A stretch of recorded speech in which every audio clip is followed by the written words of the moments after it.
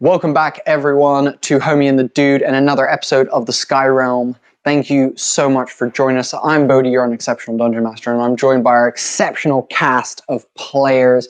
We are so stoked to be with you here, guys, today. Words, what are they? If you are interested in supporting Homie and Dude, please check out our Discord server. It's a place where you can interact with a bunch of other TTRPG lovers and creatives, where we're all sharing ideas, fun content, as well as also just shooting the shit and having a nice time. Outside of that, if you also want to support us but get free stuff and content that we make, subscribe to our newsletter of Holding, where you will get free TTRPG supplements as well as updates on all of our upcoming projects. Cool. Shout out to Reven, leader of our Discord, lead moderator and lead community member, I would say, of the Discord, kicking absolute butt and being an amazing person. Thank you, you legend. Shout out to the art team of Josh and Vic and Alex. Shout out to the editing and live production now team, Becky and Ben. And shout out to anyone else in the world who's having a bad day. Shout out to you. As we come into this one. Have I missed anything? No, I think that's everything. Yeah, that's everything. Shout out to Underground Oracle for just. Oh yes, apologies. I completely forgot. Shout out to our sponsor of these episodes, Underground Oracle Publishing, for making all the amazing content that Blake uses for his character and spells and everything. They make incredible third-party content for D&D 5e and the Cypher system that is in existence as well. All of their content is just super in-depth, really rich with color and flavor, and that's why we love them and are good friends of them. We love them. Shout out to them. Other than that, cool. If everyone's sitting comfortably, let's begin.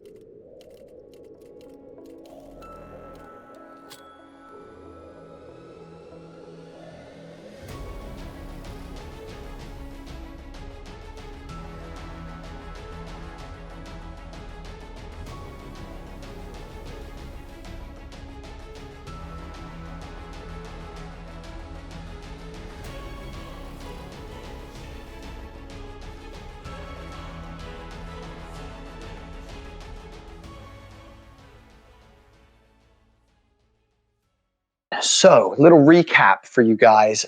You guys had basically conducted this heist. That evening, you kind of decided that you guys were going to just wait out the storm and kind of see what happens as riots and chaos ensued across the whole city around you, as buildings are being destroyed and the uptown reservoir is being basically just rushed by people as crystal water is basically flowing through the streets and hasn't happened for a very, very long time.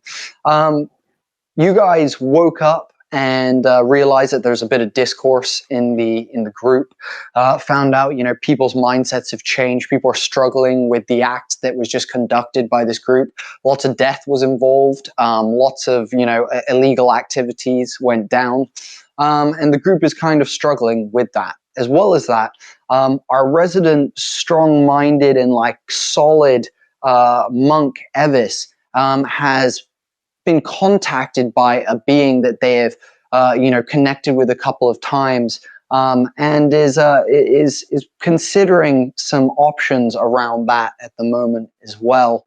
Blanco's taken a big turn from their perspective on life, and that's going to be interesting to see how their new position of pacifism kind of comes forth. Or at least not egregious murder. But with that, our team then, using the information that they received from Constantine, made their way through the city to the red light district, and after befriending a worker of the night, though it is always night here, so it's worker of all the time,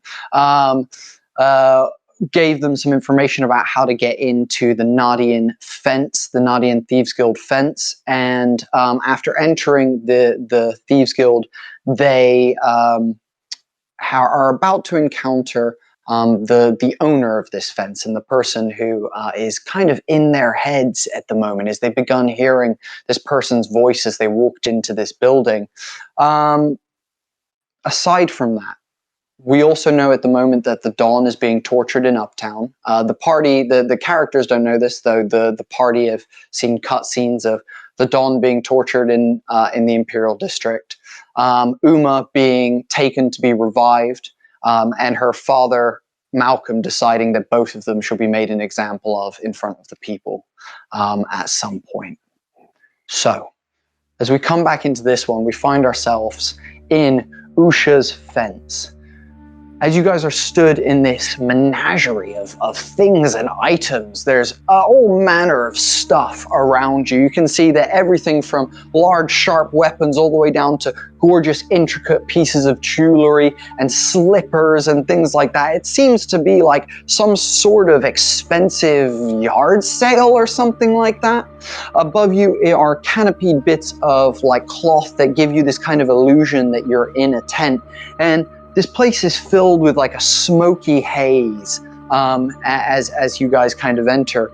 The voice that you heard on your head comes back again as like, come on, dolls, come on in.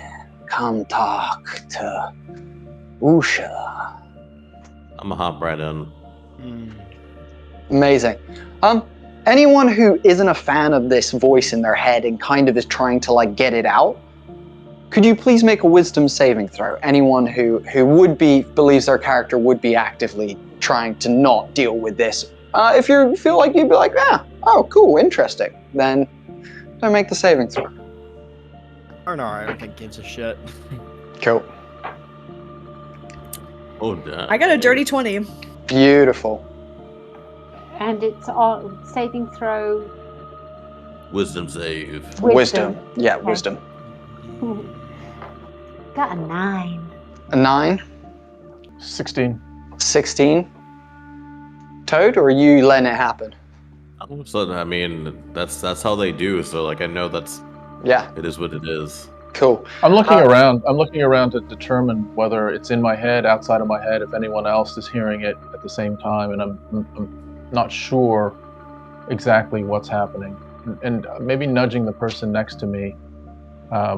Maybe I'm next to Arnar and just saying, Arnar, did you hear? Do you hear anything? She's telepathic. You mean she's?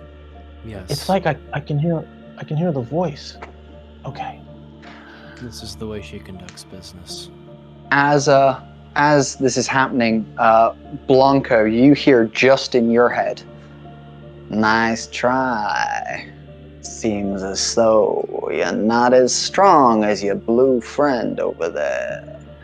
Evis, in your head, you hear, there, I got rid of her voice for you.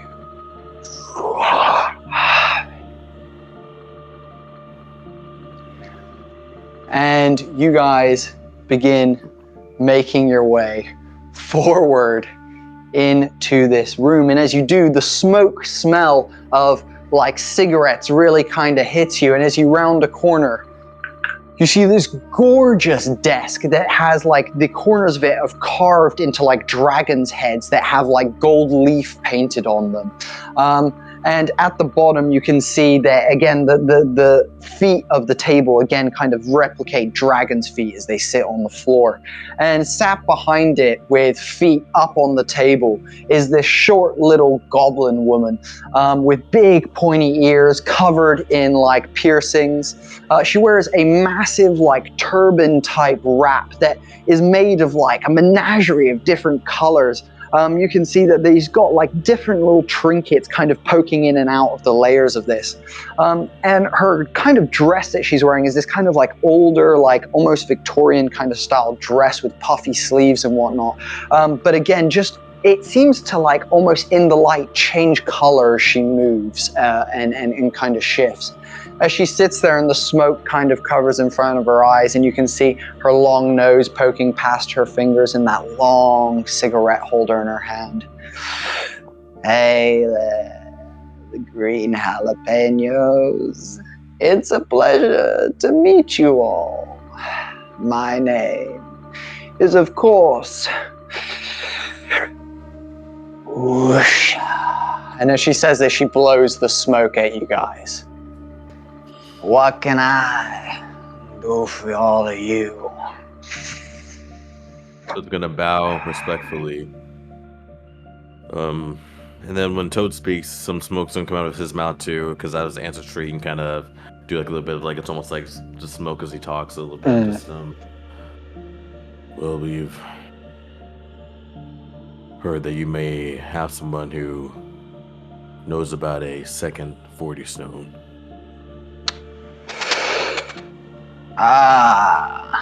I assumed it would have been less time for the Dawn to send someone mooching around these parts. Let me ask you this, Mr. Toad. For that information,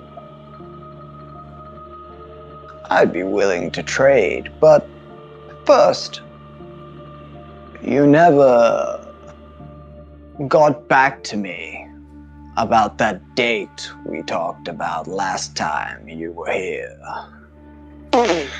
Well, you never said the location, so I know where I was gonna take you, and I can't just take you to any rinky-dink area, so it has to be somewhere, fitting, of course.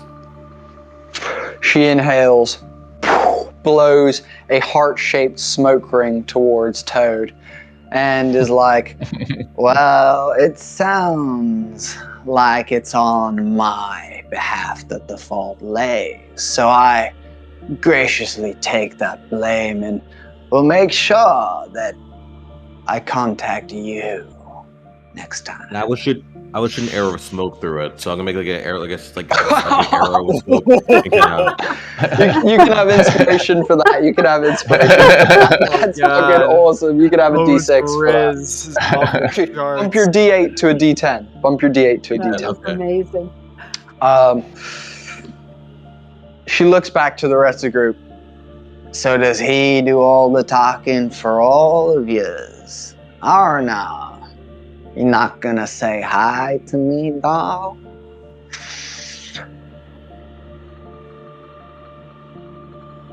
Hi. Pleasure to see you. Remember, us green people, we gotta stick together. You can't be so, against our people, baby. So, let me ask you this. This person, this stone, what does it mean to this group? Well, you got Gio, I didn't know if you were gonna go. We're not sure exactly what it means right now, but we are pretty sure if a 40 stone exists, it's pretty important to everyone and everything. And we're interested in, I guess, can you just tell us if it exists? Darling, I only trade in information and things. As far as I know, things are as they were. When some crazy guy comes into my fence talking about some shit, I just do what I'm paid to do.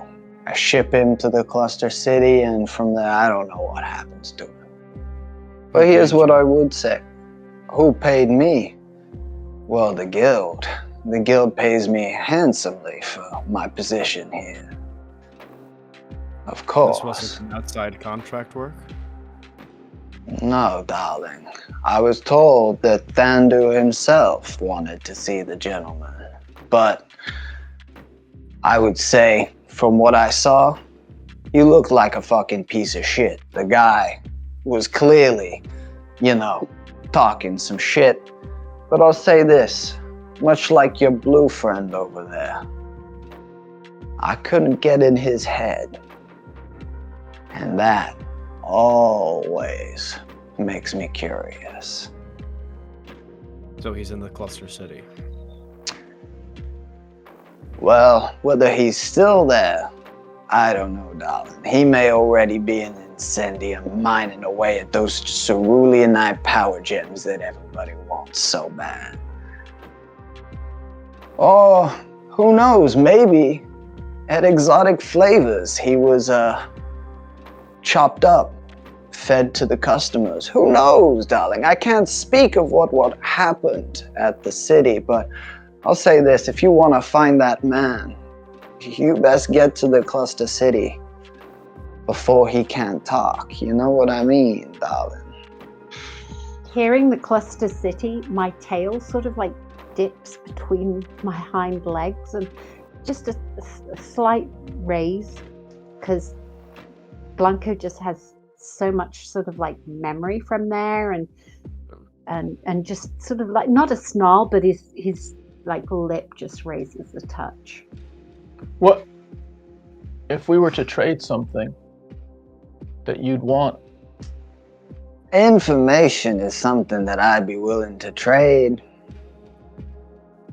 But from what I can see in your minds, maybe escape or at least a safe passage to the dock would be something better for those who have just caused everything that is apparently outside of my walls. I didn't know. I heard some noise, but I just assumed it was a rowdy night. Some information broker you are then. Hey, darling.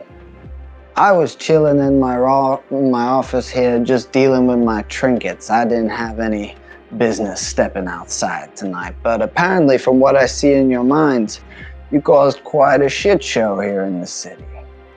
I like that. I like that a lot. So for safe passage and a question that you want to ask me, how about this? You each give me either a memory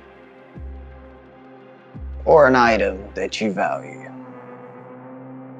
That's my offer. I'm gonna fly over to Geo, grab that harmonica that he has. Like, all right. It's now the time. I do have an. Oh. Huh? Yes. Now is the time. Can I need to see that much loved item of mine. I reach in and I grab the harmonica of cerebral carnage, and I hand it to Toad. Toad, I have my item. Can you please make a deception check as you try and, in your mind and verbally, lie to this woman? Yeah, okay. Oh, buddy.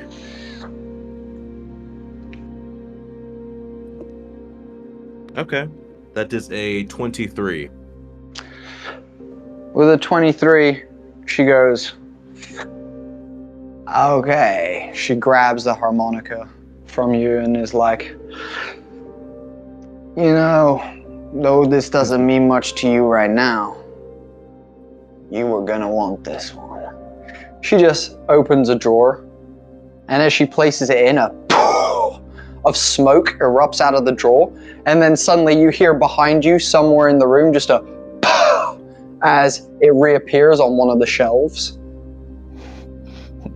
But you into Foley work, my man.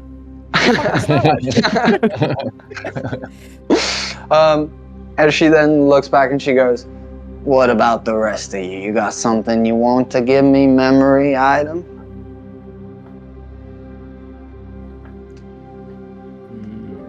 Do I have to? Because I block. She looks at you for an item, but there's no mental connection there at this point. So she's probably looking more at you for an item. Also, while this is all going on, Geo, you're hearing in her head, you're having a conversation, or at least having her talk to you, and she's like, a prince in my fence. Now that is an honor. Though you are a naive one, and wow, determined to find your uncle, but geez, chances of that are low. And then switch over into Blanco's head. She's like, a change of heart recently. I wonder whether your master would be a favor of that. Killed so brutally, and then you just simply roll over like a good boy. Very, very interesting, but I respect your courage nonetheless. And in R&R, in your head, she's like, wow. It's kind of both empty and busy in here all at the same time. Your mind always perplexes me. It's almost like rush hour in the metro, but if everyone were a ghost. And then At that back point, to you guys, Sorry. outside of your head. Arnar. Oh. Go go for ahead. it. gone. No, Blanco Arnar then takes out his hand axe and just embeds it in the desk and says, "There's your item." Oh. She grabs it, and you would think with her small little hands that she wouldn't be able to pick it up, but she quite easily is like, nice, I can see that you got this from a dwarven forge. Very nice. Slots it into the thing. and I Blanco comes from behind. He was the last one in, and he goes, "Don't mistake me being passive as rolling over. Dogs still have a nasty bite." Well, I don't dream that I would want to see such a bite from you. Those teeth look magnificently sharp. And I said, "I give you nothing. You've obviously already taken a memory if you know about my master." My darling, when I mean take a memory, at the moment they're yours, but when I take one, it belongs to me now and not to you. So if you wish to give me a memory, choose wisely because it will be the last At that time point, you remember. I take off a set of my claws that had been given to me, and I place my claws on the table, and I say, "Take those. The memory will hold true because for me, it's not about rolling over." And I hand her the claws. Ah, the tools of a master One sec. smith and a killer. She looks at them. It's going to be hard to sell these with so much blood on them. Behind you. Geo steps forward and says, "You have my memory." And he looks at the others and knows that he hasn't shared this with the others.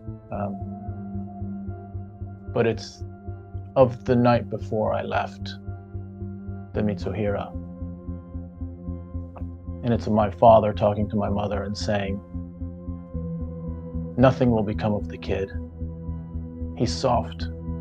He's more like you than like me. You can have it." Ah. A formative one. A core memory you chose. Very wisely for me, indeed. And as she inhales on her long cigarette, Geo, you feels like something comes loose in your mind, almost like a rope is broken. And you all see this kind of yellow tendril of light come out the front of Geo's head and float towards her. And as she does, it inhales in through the front of the cigarette and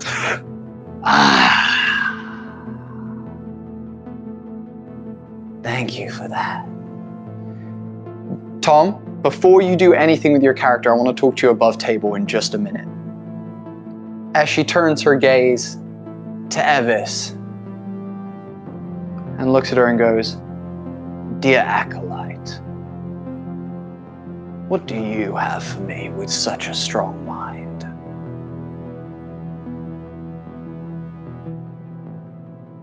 Nothing that would be truly of interest of you, for sure. But if you... Evis hesitates for a moment. They like... What happens if I don't give you anything? Are there any consequences? Darling, it just means that the deal will be off. Don't get me wrong, your friends aren't getting their stuff back either, but It's up to you. I told you the deal. It was from each and every one of you. Take it or leave it. Would you like to discuss among yourselves? Though I will likely hear everything. What if I go on a double date with you? No, no. Take you out spicy. Toad, A double date? are you trying to build a harem? Like, good for you, but also No. A double date, now that. Can you please roll me persuasion? I help Evis out, so it's not like I'm trying to start no harem or nothing like that. No. Oh, it's a lot. I just wanted to know if there were consequences because I have an idea of what to give, but I just 27. 27. Oof. With a 27, she looks at Evis, looks back to Toad, and goes, you know what? If he comes through with it, I would be glad to accept that. But here's what I will say. If this date does not come, I will be coming for you, blue person. You know what? Fine. Consider this an insurance policy. I don't want to subject Toad to whatever hell you would wreak on him. And they pull out the holy symbol of what they believed Alia was what they grew up to understand Alia as, right? And it was like the holy symbol that they've used to kind of stay connected not only to what they knew of Alia, but also to their partners who have gone missing. And they feel they hold it in their hands for a moment to absorb the physical and emotional weight of this item one more time. And then just with a thud, places it on the counter. Beautiful. As you place it on the counter, you hear, now that was impressive. Here's what I'll say to you. Now that you're free of this false idol that once was something that I am no longer, I can begin working with you in a way that I feel may benefit that weakness that I mentioned earlier. So here, take this. As the voice goes quiet again in your head, and as you feel this, take this, you feel your heart, dum, dum, dum, dum. As you feel almost something begin to grow and crawl around the heart within your body. And as we x-ray into Evis's chest, we see black veins begin to grow around the outside of Evis's heart. I go to Evis. Evis, are you sure you want to give that? I know how important Alia is to you. Something else. It's just weighing me down. You're sure? Usha drags it across the table. Ah, now that's curious.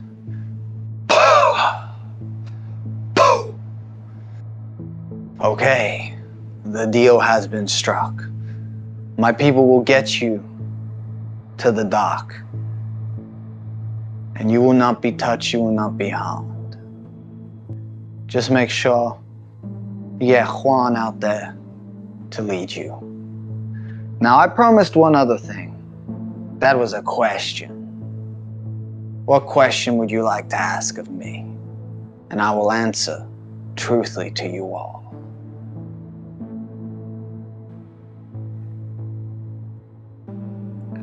That at this point, there's a part of Blanca who wants to step forward and say, the man with black hands, the man with black hands. But he's not sure that this is the right moment. He knows that there's a lot of other questions that people have. And with this new sense of sort of like peace internally, maybe this isn't the right time. There's other things, but that is definitely in his head. And he's sort of looking from the group. You know how a dog sort of like looks from, one, and he's just looking at the group to see what will be said. Similar going on with Geo. The whereabouts or the possible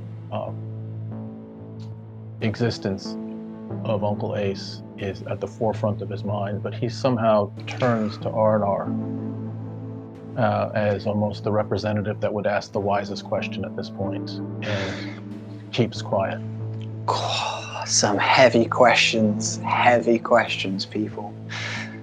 As the party look to you, R&R, as a couple of heads turn to you. Anything from R&R?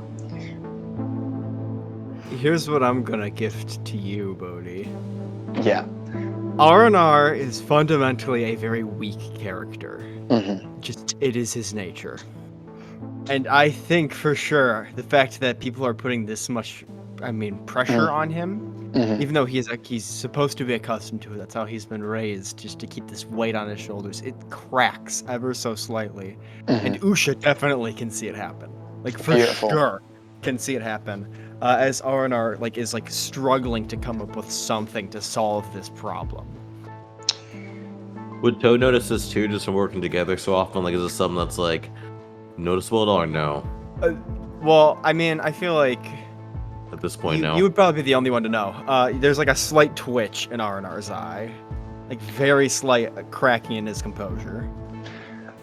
Can we ask you this question later? Does it have to be right now? Or can it be? Darling, I'm happy to answer your question whenever you want, but what I would say to you all now, a couple pieces of advice.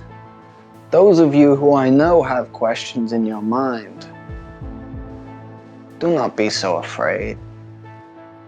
You look to this man as your leader, but he does not look at himself the same way. And trust me, after your recent escapades, we'll call them, the power dynamic here must be watched closely. She looks to Evis, smiles, looks back to you all and goes, you have to be careful, You've already had one person betray you.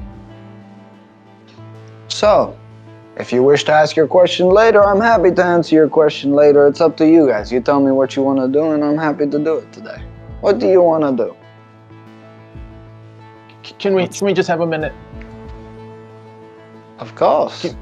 Yeah, go for it, young prince. Lead the group.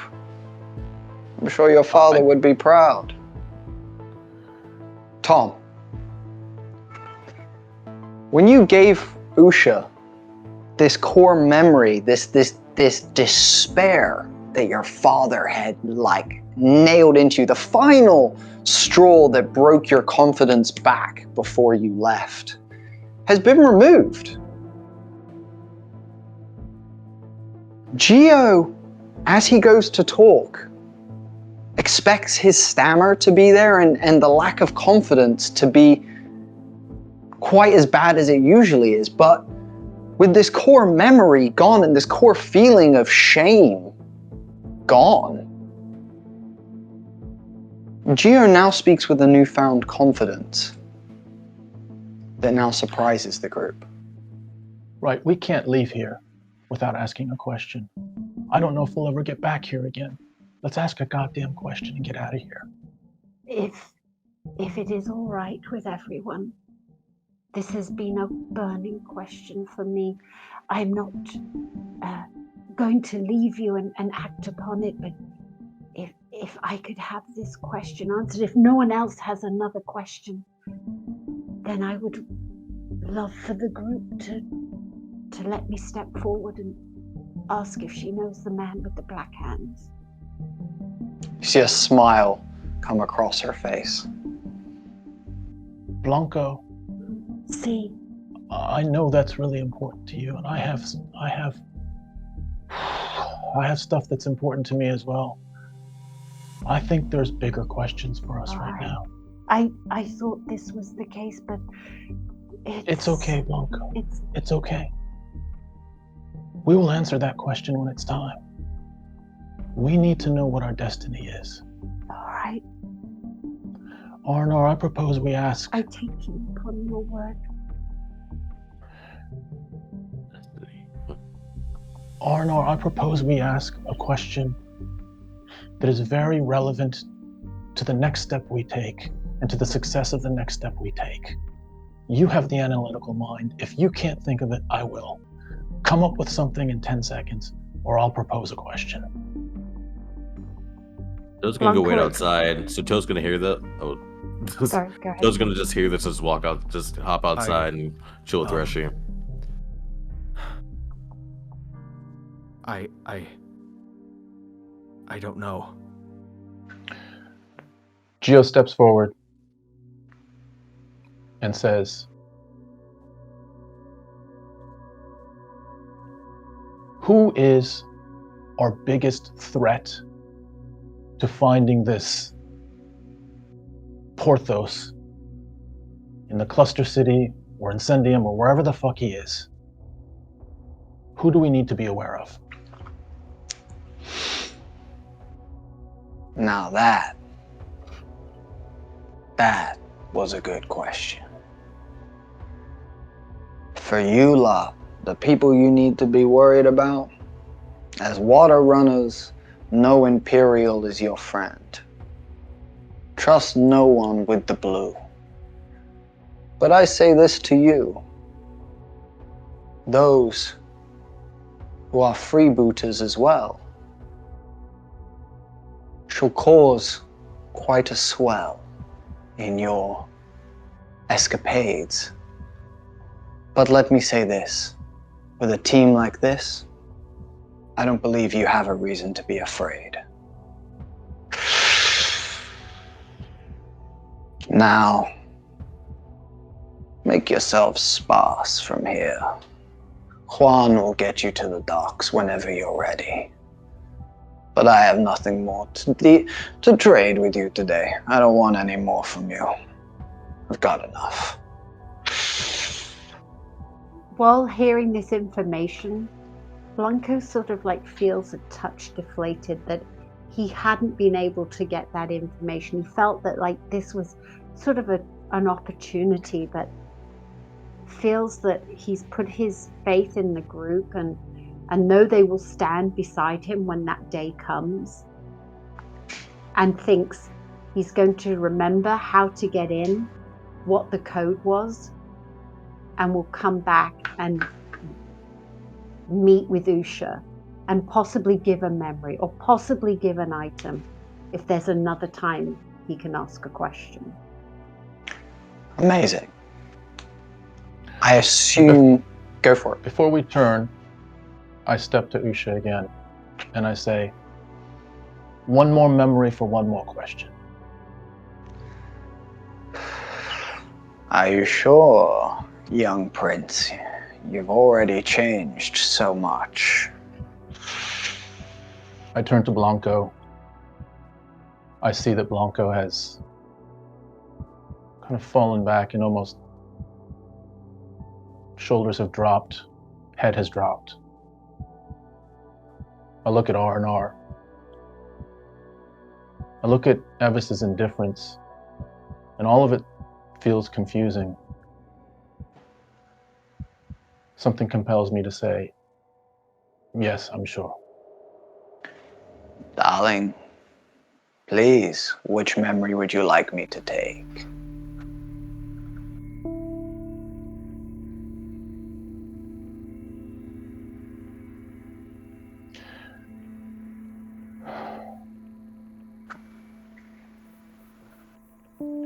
take the memory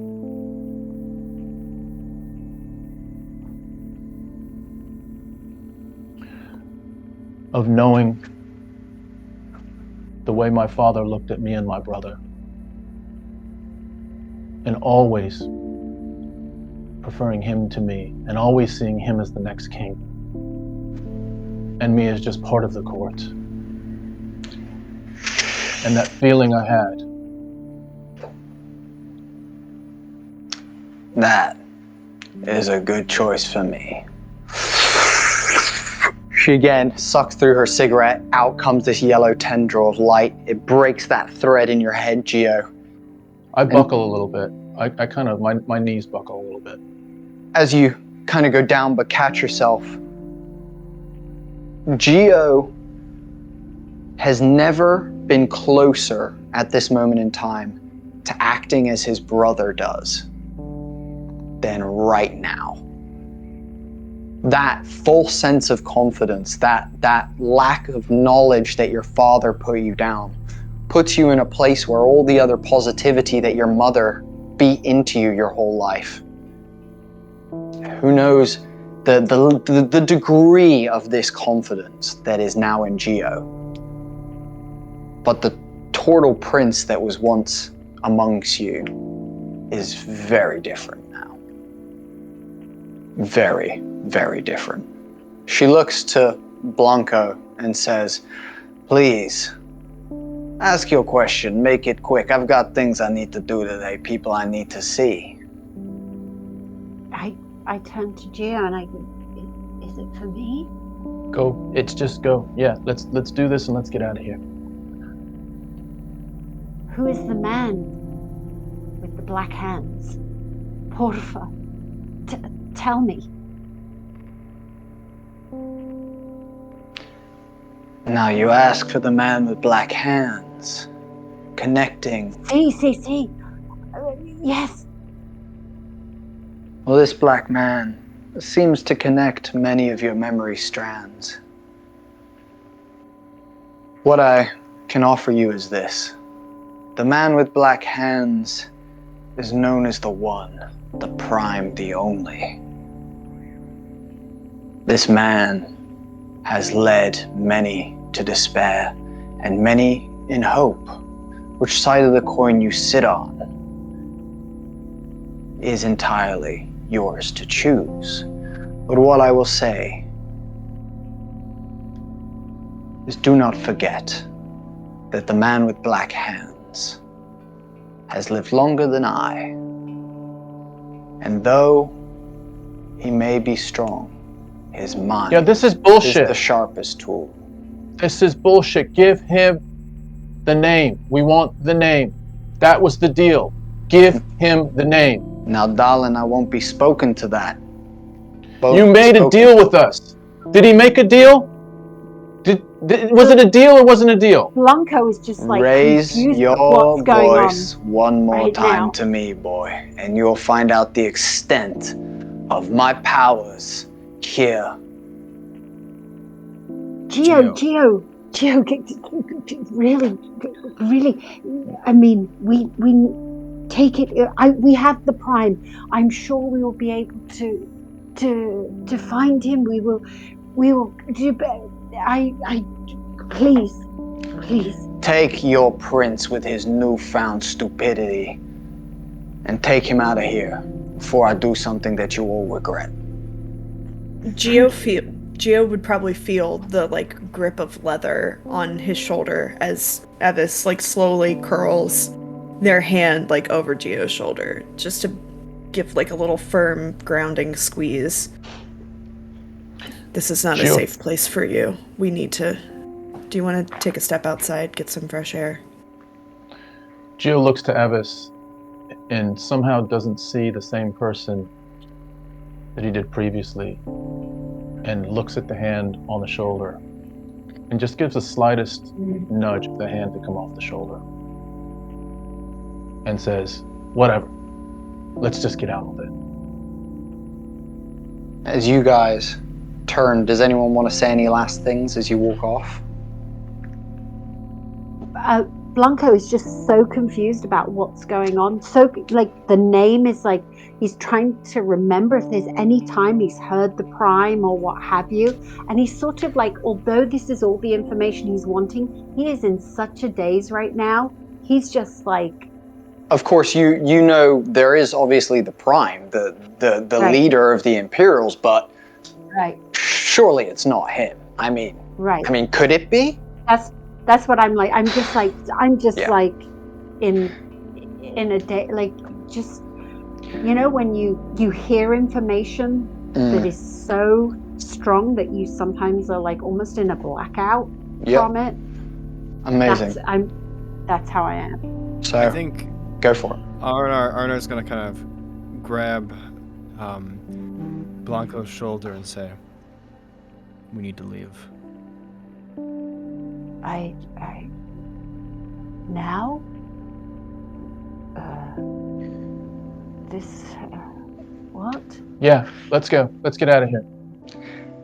Good riddance of this place. As the group turns and you begin walking back through this yard sale of gorgeous shiny items and stuff, you hear her laugh from behind you.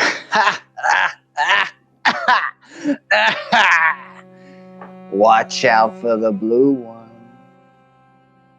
As you guys walk out of the door and back into the hallway, you see the guy who stood by the door is like, "Hey guys," and kind of looks at you as you come out and is like, "You all good?" Let us out. We're out of here. Hey mate, it's no problem. You can go all good, mate. Like no issue.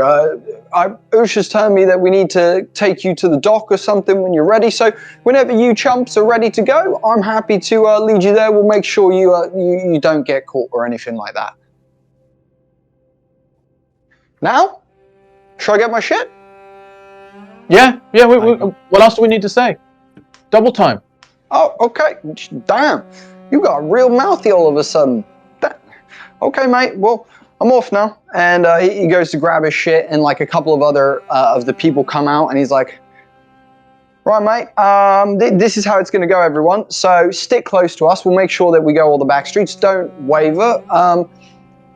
If you've got anything to get, it's a bit too fucking late for that. If we're going to make our move now. Yeah, if everyone's comfortable, then let's get out of here. Anyone got anything else that you want to fucking say before we take you to the dock?" Am I outside? Yeah, I was like, you're in this hallway. You're in this hallway, Toad, with this with Rushy. Because I did back a little bit with them, Rushy. Okay, so that's where I've been. I go up to Toad and I'm like, "Toad, the prime. I don't follow. What do you mean, And prime? And I'm like, you know, I'm just like, the prime, the prime's the one." Oh, the one with the hands. Well, Prime, he devastated. All right, I get it. The dog loves the prime. Anyone else got anything they want to say or warn us about before we exit? And cool. I'm glad you like the prime. Good stuff for you. We just need to leave. So if we could please do that post haste. Of course. That would be. Stick between us. As they shunk and open the door, swing open, you see the two of them rush out into the road and take like corners and are kind of like surveying before giving hand gestures, and the other one runs out, ushering you behind him. As you guys make your way through the red light district to the gate in the red light district, there's actually a gate so that, you know, people who come to the city for the first time, if they're looking for that kind of thing, can get nice and easy access. So upon leaving through the red light district gate, these guys, you know, again, are just surveying roads, making sure no one's coming. If people are coming, they're like grabbing and knocking some people out, just making sure that no one is seeing you guys as you go through. You know, I'm sure you guys would be in some way surprised, but also, you know, expectant of, you know, how good they are at what they're doing. As you guys get to the dock, you guys have two options. You have the Thunderbolt ship that you guys towed back with Ulfr, and you also have the Gladius Ulfr ship, which he left behind as he took Karana on in her own ship, basically. Well, which one are we taking? We need to decide. Arna, where are you with the decisions? Yeah, go ahead. What is Everyone has that? more firepower. Yeah. I agree. You see Juan's like, right, well, that's us done, mate. Get on your ship. We'll see you. Good luck to. Yeah, whatever. And the three of them turn around and are like kind of laughing as they all run back into the city. As this is going on, I'm starting to like clock what my behavior has been. Kind of, but it's all very in real time. Let's go. Give me an insight check. Let's see how much you clock. Give me an insight check on yourself. Whoa. Which ship are we taking? Are we taking the one with like the dragon on it, or no, the other one? Arnar said the Thunderbolt has more firepower, the bigger one. Yeah. I rolled a 10, but I'm gonna use my inspiration. What is it, a D8? Yeah. Yeah. Oh, It's a nice. 17. 17. So with a 17, you look inwardly and you're like, something feels like, though it's not at the forefront of your mind, deep within you, something feels a bit wrong. Like there's almost like, you know, when someone that you love like goes away and you're like upset and you feel that like lump in your like throat. It's kind of like that, but like much smaller, minor. It's like there, but not super at the forefront. Okay. Yeah. So which ship do you guys go on? It's the Thunderbolt. If Arnar, if you're saying it's the one with the most firepower, I'm pretty sure it's the Thunderbolt. Yes, if our issue is going to be freebooters, I would like to be as weaponized as we can possibly be as we make our way to the cluster city. Amazing. You guys clamber aboard the Thunderbolt. Who's going to pilot the ship, by the way? Who's piloting? Who did last time? Did I Ulfr. learn a little bit? Ulfr piloted. Yeah. And I think because whatchamacallit flew too. His what's his name? The Sato the dragon. Yeah, who drive kind of drunk. I don't know if I learned a little. Did I learn a little bit from it? I know I spent some time with him. I can't remember if I did or not. I would say typically if you and Arnar aren't catching public transport, I would imagine that maybe Toad is doing the driving while Arnar is doing planning and thinking and contemplating big contemplative Navigation. detective thoughts. Yeah, navigation, you know, all that kind of stuff. Sure. So yeah, cool. Toad's stood on the helm of this ship and is kind of like passing the things like this way and then like back this way as this like wheel that is like probably a little bit like it's probably, you know, about half a person, so a little bit bigger than Toad. As you pull the Thunderbolt Zephyr out of dock and you guys take off. As you do take off, you can see that though it was like nighttime kind of like light in the city, you can see that outside of the Imperium barrier is daytime. It's beautiful like daytime. It's like basically like 3-4 o'clock in the afternoon at this point. And as you guys come up and you course up to the like gate where people are being let in and let out, there's no one like manning it at this point. It seems like from what you can tell that everyone, like all the guards are in the city dealing with shit in the city. There's like no one manning the gate at this point.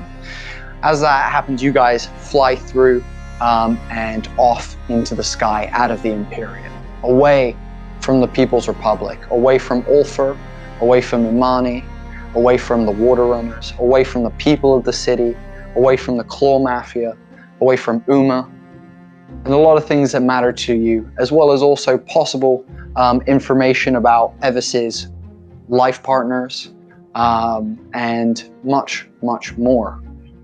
And as you guys fly away, we're going to fast forward back to where I mentioned at the very beginning of the session, 3 days in the future, as you guys have been flying for 3 days at this point.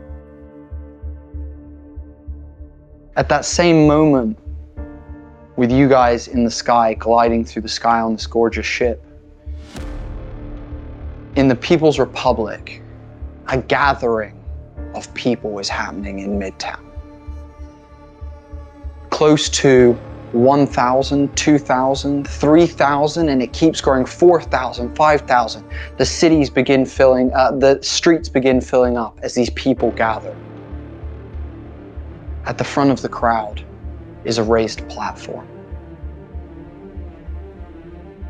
The raised platform stands with a black sheet over it, and it stands with two rocks next to one another. Both have a concave divot carved into them. In front of those are two woven baskets. As this happens, Malcolm Carlyle walks upon the stage. Hands in his cloth cloak, beautiful ornate blue clothes that he's wearing, hair tied up tight. Following him is Lucian Clark, the warden of the city, that gray-skinned, pale-eyed person who kind of like as they walk through like a ray of light for a quick second, you see their skin like almost begin to like fragment and shapeshift ever so slightly as it then returns back to the face that is his, walking with his hands behind his back, and stands away from Malcolm. Malcolm then stands forth, pressing his bone hand to his throat, and says, "People of the Republic, you have broken many, many laws. Because of this, things will change. Things will change. Your lives, due to your insubordinate and stupid actions, will become much, much harder. I wish to be honest with all of you so that you can learn from your mistakes. Now, here are the two instigators of this event." As this happens, you see 4 guards carry the Don, and you can see the Don has now been shaved. Bits of his fur are burned. You can see that he has cuts all over his body as they place him down on the stone with his head on the stone. They then drag Uma, her feet dragging along the ground. You can tell she has very little strength within her body as they place her down on the stone as well. These two are not a symbol of hope for any of you. These two should signify what will come of your lives if this thing happens again, if you continue to rebel against the order. Now, gracing us with their presence for the first time in nearly a decade, I bring to this stage the daimyo of the Imperials, Halung Base, as he turns to introduce this gentleman. As this gentleman in orange robes, carrying 2 scrolls under his arms, with a tall hat that has a flat, kind of like lid to it on the top, poking out either end, thick Fu Manchu coming down either side, walks upon the stage, raises a hand, and bows to the crowd, as he then comes and stands next to Malcolm. Malcolm then, "Nikorath Sato!" And at that point, this person is going to walk onto stage. This gentleman, a gentleman regaled in the thickest armor that you have seen. You can see that he carries a katana that is, for those of you who know Final Fantasy, that kind of size. A humongous katana at his hip. You can see behind him flows a cat-like tail. This cat-like tail is both black and blue, very similar to the Don's, though you guys know that the Don still had his tail when you met him. And then finally, they all stand and look as Malcolm goes, "And now, all of you bow for the Prime, Ashoka Ryu." You see him walk onto stage in black robes with this kind of like blue and white neck scarf that to the common eye would look like a waterfall cascading down his clothes and turning into white frothy water at the bottom, as he wears his barbed wire crown with a water droplet floating in the center. He walks onto the stage and raises one black hand to the crowd before bowing. He then turns to Malcolm. Malcolm nods, and he then places his black hand to his throat, projecting his voice. "Oh, hello, everyone. It has been quite some time since I have made my way down to the depths of this filthy, God-forsaken city. Not even Deus smiles upon you. But today, these two people have stood against everything that is right. So, witness my power." As he walks over to Uma, he places his hand on her head. You see his eyes roll back into his skull as dark energy moves down his arm along the veins. It looks very similar to the X-ray veins that we saw on Evis's heart. As he grips her skull tight, suddenly she begins writhing in pain as her cheeks become drawn. It almost looks like the moisture is being sucked from within her face as it begins kind of crumbling and becoming dry, as you see her almost aging with time, her hair turning withered and falling out as she looks to her father and goes, "Ah!" Finally, she falls limp on the stone. He pulls from his back a double-sided katana and lops off her head into the basket. You see Malcolm shed one tear as it falls, drops, and lands onto the platform. The Prime walks over to Don Leon and places a hand on his head and says, "You know, we killed your father, boy. And I'm going to send you back to the hell from whence you came.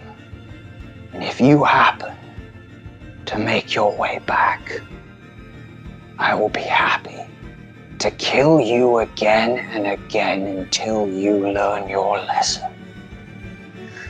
His eyes roll back into his head. The blackness flows down his arm as again the Don begins to writhe as all the hair begins to fall out of the Don. You see him begin to age and grow gray hair as that then falls out as he finally says one last word. "Defiant!" As he falls limp, the Prime slices off his head as his body begins to turn to ash and drift off into the sky. We cut back to our players on the Thunderbolt ship. And at this moment, we will next session go over what you guys do during this journey. But in this moment, you all happen to be on the top deck of the Thunderbolt. And as you look out, you see some clouds over to the right. Through the clouds come two gorgeous creatures that none of you have ever seen before. Though you have all heard rumors about these creatures, that they only come in the passing of someone important in your life as a symbol of moving to a better place. Two gorgeous stingrays come through the clouds. These stingrays are about half the size of the Thunderbolt itself, and each of them, the ends of their wings are covered in gorgeous amethyst ceruleanite power gems that make up some of the scales of their skin. Their long tails flowing behind them, covered in the same amethyst gems. For a minute, they kind of go round each other and then begin encircling your guy's ship and flying around you before they dip into the clouds, and you hear a noise that is the way they communicate that very few people have ever heard. Echoes through the clouds. And as you guys breach through a cloud in front of you, you see it. Blanco and Toad, this is a sore sight for the two of you. The chunks of planetary matter floating individually, with the larger chunks in the center connected through bridges, lights coming out of these chunks of rock as if they've been hollowed out and filled with gorgeous candles and whatnot. Uligatus, the cluster city. And as your ship comes close to the dock, you all see for the first time the inside of the hub. And what you witness is laughter, debauchery, gambling, fights, waitresses and waiters dressed elegantly with masks on their faces. And that is where we're going to end today's episode. Oh, fuck. What a dark little twist to this game, huh? Wow. Blake, please retroactively do what you were going to say. Please go. Oh, I was gonna. Do you speak with animals? Yes. As soon as like there's something flying, I was gonna use that. That's perfect. Mirror. You hear that noise, and when you cast speak with animals, what you hear, instead of that, the noise turns from noise into words, is just, you hear, first of all, from one of them, the voice of the dawn. Just pained. Ah, not the fire! As you hear the voice of the other one as Uma's, as she goes, Mother, is that you? Mother, I can't believe it. He did the same to me.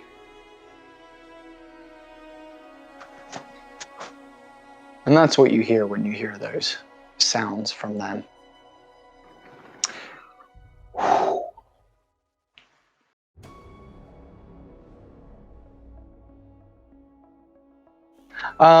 Thank you so much for watching this episode of the Sky Realm, everyone. We really, really hope you enjoyed seeing our group shift drastically, seeing the trajectory of this team and their personalities shift in a way that I don't think anyone was expecting, least me, the DM.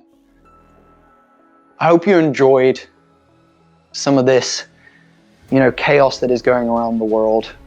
And we really, really look forward to continuing telling you the story of these epic heroes and adventurers that are trying to make their way through a world that is just not so easy to get through. If you have enjoyed any of this series, please subscribe to the YouTube channel. If you want to join our community that is growing, please join our Discord server. And if you want free TTRPG supplements from us here at Homie and the Dude, created by myself and our team, please subscribe to our newsletter of Holding. It's completely free, and you get lots of awesome stuff, including updates on all of our upcoming projects. Other than that, we really look forward to hopefully seeing you guys in the next episode. Cast, how's everyone feeling? Shell shock. Yeah.